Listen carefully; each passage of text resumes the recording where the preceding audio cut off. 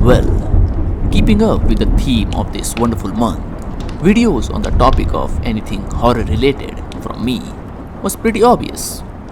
In my last video, which can be seen a bit insensitive and naive to some, I referred holidays, especially religious holidays, being, well, dumb. And now, allow me to be even more annoying by being a hypocrite. I like Halloween. Yes, that one, where kids, and sometimes grown-ups, dress up and go around the block asking for candies, as if that whole thing isn't dumb or stupid. Of course, they are. But I don't like Halloween for that reason. I don't see the point of playing that dress-up game and ask strangers for candies. The festivity isn't what excites me about this whole situation, but what it brings in terms of entertainment media. It's no brainer to say that the pandemic and the whole lockdown scenario did a number on us as a whole species. But all those issues were fine in my eyes. Decline in the economy and mental health at utmost lowest, it was okay until that point. But delays in upcoming movies? Well, that was the last straw which broke the camel's back for me. 2020 post-pandemic wasn't good for movies, especially horror movies.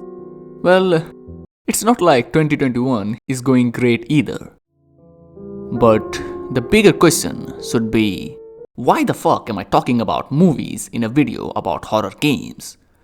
Well, you see, the modern horror games that we are accustomed to were inspired from various horror movies. Although in the past, horror games were a bit more experimental as nothing was set in stone. Nobody knew what was gonna work and what was not. They were just inspired by those movies and tried to recreate it in a video game format. And in 1996, Capcom hit the goldmine of horror games. Resident Evil wasn't the first survival horror game to be released, but it sure was the most influential out of all of them. Well, as with every successful title, on comes the shallow clone-like inspired games. So, how that ties with horror movies?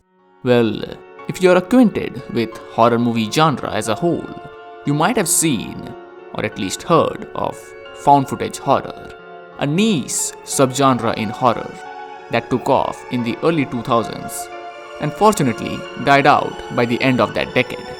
And much like Resident Evil's video game series, the success of early found footage horror movies gave birth to hundreds of carbon copies, which lacked almost anything of value. One huge problem with that particular subgenre was that it did sound really interesting on paper, but was a headache to watch on a screen. The constant camera shake and the non-coherent plot lines of those type of movies makes it one of the worst subgenres in horror, which is up there with extreme gore or shock value type of movies. It might be a crime against your fucking eyes to watch a found footage horror movie, but that translated pretty well in a video game format. I mean, movies shot in a first-person perspective that relies heavily on jump scares is just begging to be made into a horror game. And that's what most of the horror games are and always have been. Either they are full of cheesy jump scares or just horror with survival elements where you just walk and sometimes try to run, but run out of breath every 10 seconds because your character spent their entire childhood inhaling coal fumes. Well, as with everything, there are exceptions. There are good found footage and gory horror movies, and the same goes for their gaming counterparts. Even though I don't like playing any of those walking simulators where you just check every door in the hopes that it isn't locked, or wander around opening the drawers of a cupboard so you can read a fucking letter.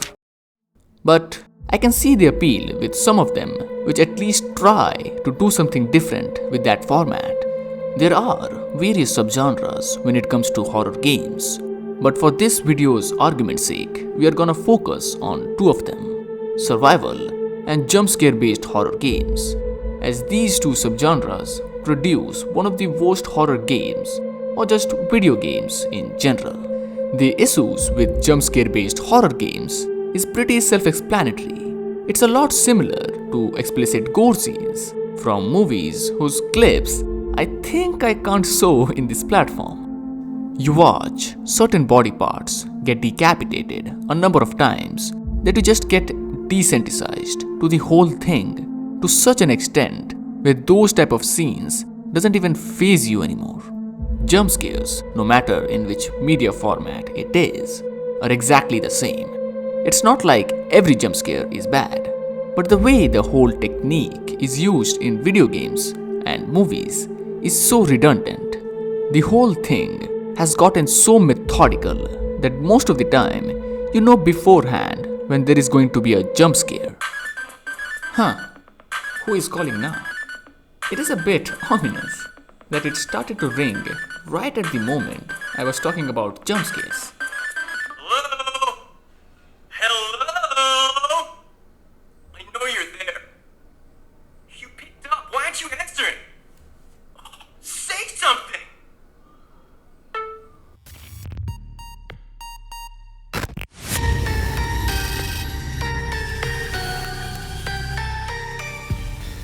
Simulacra is a video game series which was developed and published by Kaigan Games along with Neon Doctrine.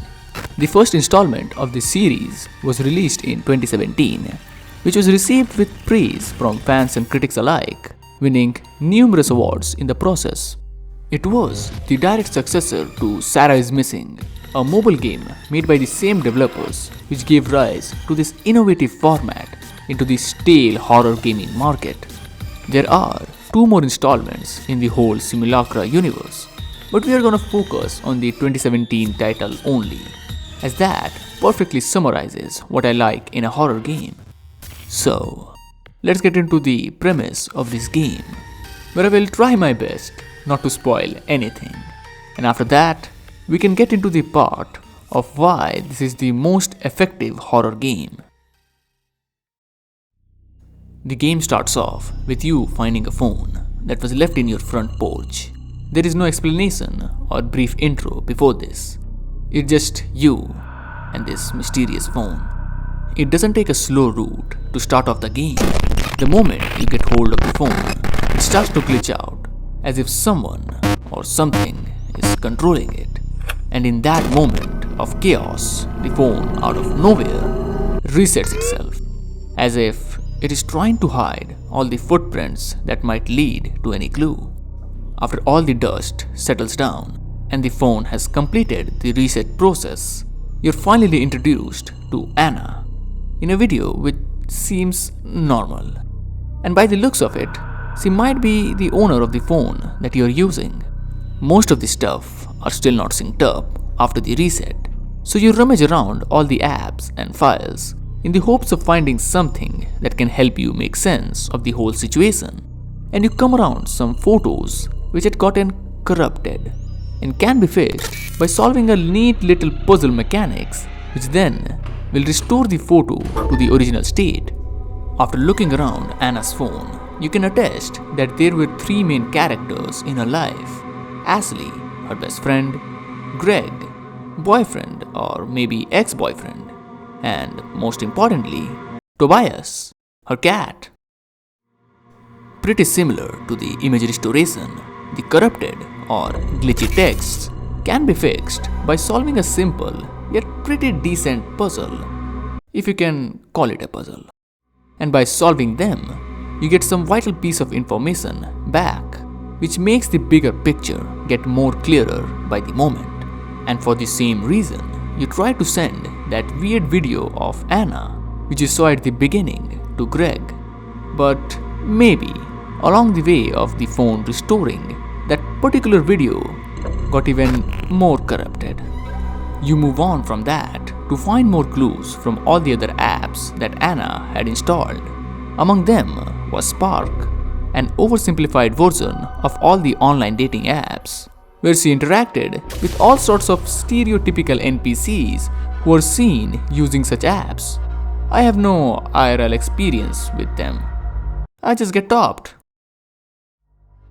But amidst all of those predictable caricatures, there was one which she didn't respond to or get the time to respond. Taylor, our fourth main character. And how can I put this? Let's just say he is charming, but in a weird way.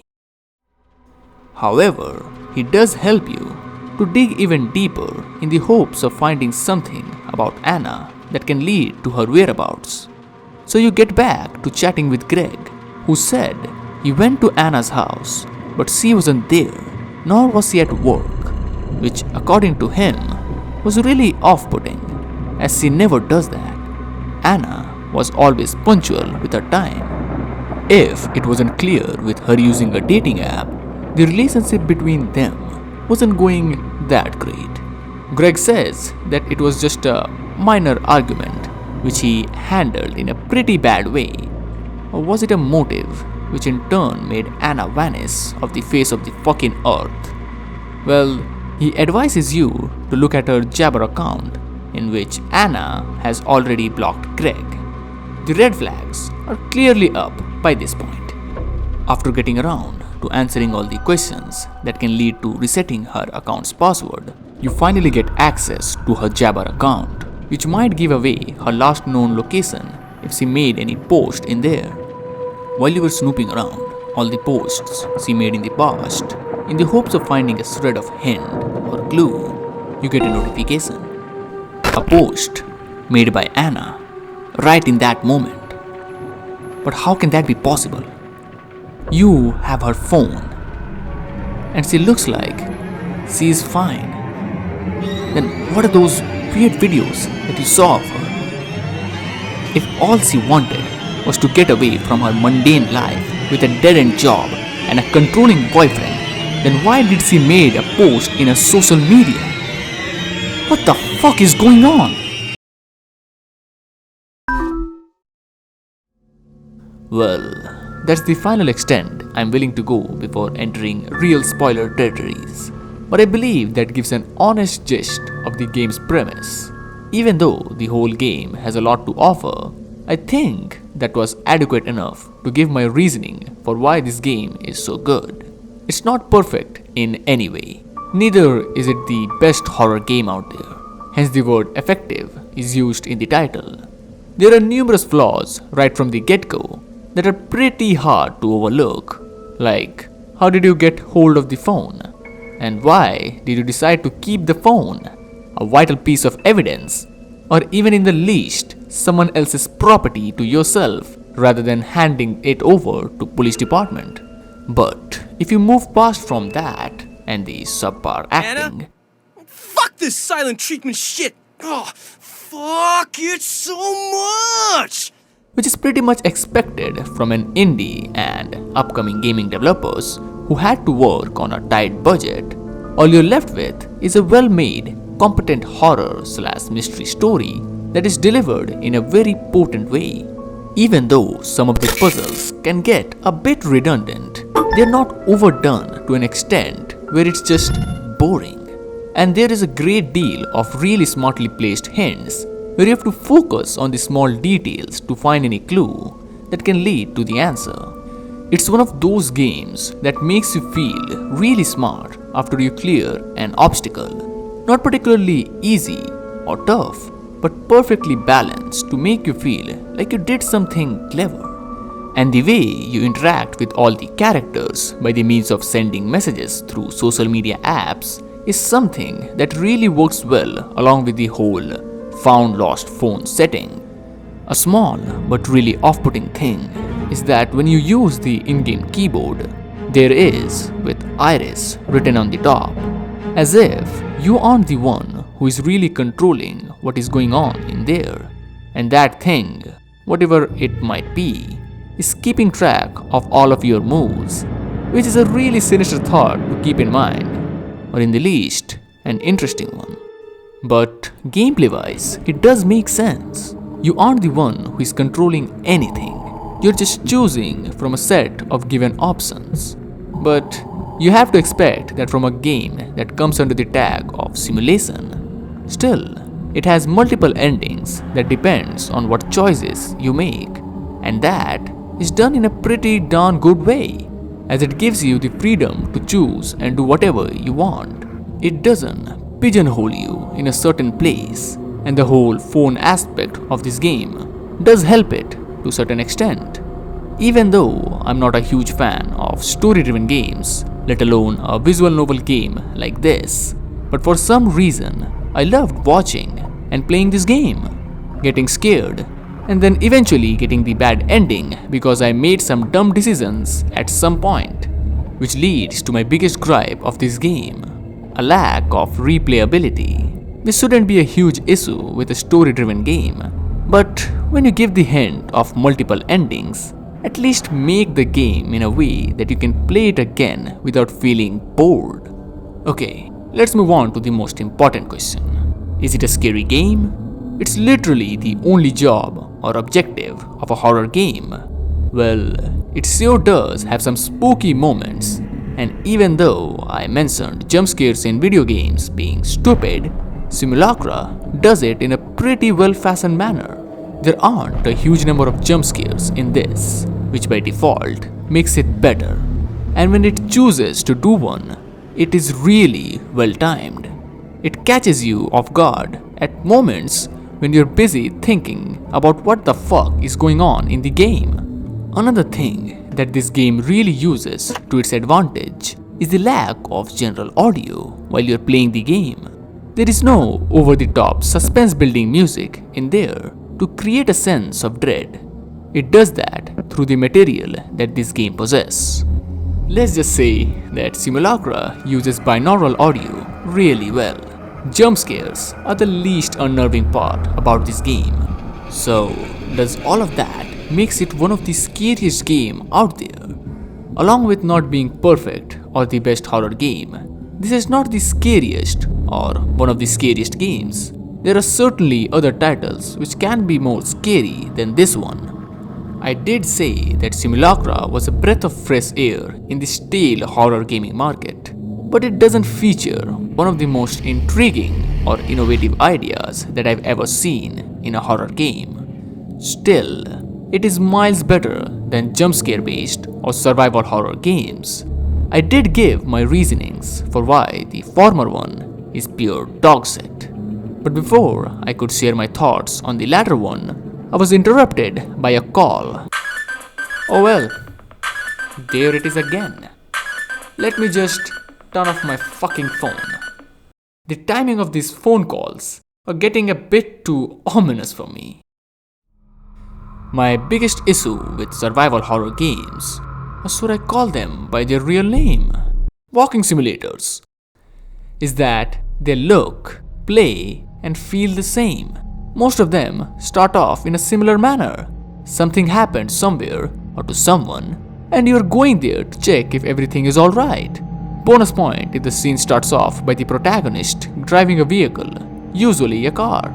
Leaving out the story, almost all of them use the same mechanisms, other than your character not being able to run more than 10 meters and being a glorified door opener. If the game developers are feeling a bit too dangerous, they might just give you a weapon, which would use one whole magazine to down a single opponent. And then, to create an even more stupid situation, they will make those ammos scarce to a ridiculously unfair extent, where half of the game is just you looking for ammunitions, but when you finally find a good chunk of it, you can't carry all of them because your character is all fucking bones who can't carry shit even if their life dependent on it.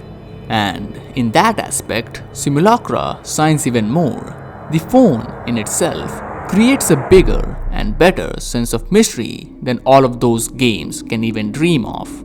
The developers choosing to stray away from the usual constraints of a typical horror game story really works wonders, as it gives you a different sort of experience, sacrificing those aspects that we're so used to see in all the other horror games to create an intriguing atmosphere which will make you question everything by the end of it. And if you're wondering what is my favorite or best subgenre in horror games is, well, it's psychological horror, if that wasn't clear until this point. No matter what the medium is, psychological horror slash thriller reigns supreme. Okay, it would be really weird if the phone starts to ring right now while I'm talking about psychological horror. Okay, this is getting really obnoxious. Why the fuck do I even have this annoying ringtone? I guess bye for now. Join me next time where I will talk. Hello?